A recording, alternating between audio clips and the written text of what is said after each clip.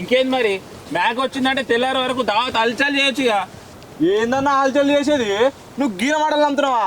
గిట్ని చెప్తాడు, లాస్ట్కి వచ్చే వరకు ఏది ఉండదు. పోయినసారి ఎట్లా అయింది అన్నా? ఉన్నదో లేదో మనమే చేసుకుందాం అన్న. ఈయనేమద్దు. నువ్వు ఇంటికో, అప్పుడు ఇంటికో. ఎట్లా అనిపిస్తుందిరా నన్ను పొమ్మంటున్నావు? నువ్వు వీకు, మేము మా చేసుకుంటాం పో. నేను ఎందుకని పోతా? నువ్వే వీకు.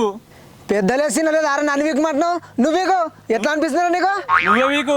ఏయ్, ఏంది ఎట్లా అనిపిస్తుందిరా నీకు? అనిపిస్తా అట్నే. నువ్వు దాది ఎడగొడతావు వీక్ నుంచి. నువ్వు ఎంత టోనివిరా? ఎంత టోన్ అయితే ఏంది? నిన్ను ఇవాళ వచ్చి బాగా రుబాబు చేస్తున్నాం, మేము ఎప్పటి నుంచి చేసుకుంటున్నాం.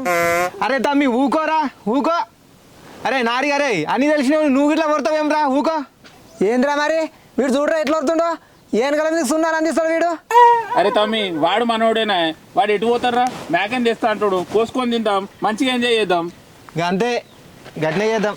సరే అన్న, మీ మాట మీద ఊకుంటున్నా. ఈయన గనక మేకనైతే తీయకపోవాలి, అప్పుడు నీ సంగతి చెప్తా. ఏంద్రా ఏలువేటి బెదిరిస్తున్నావు?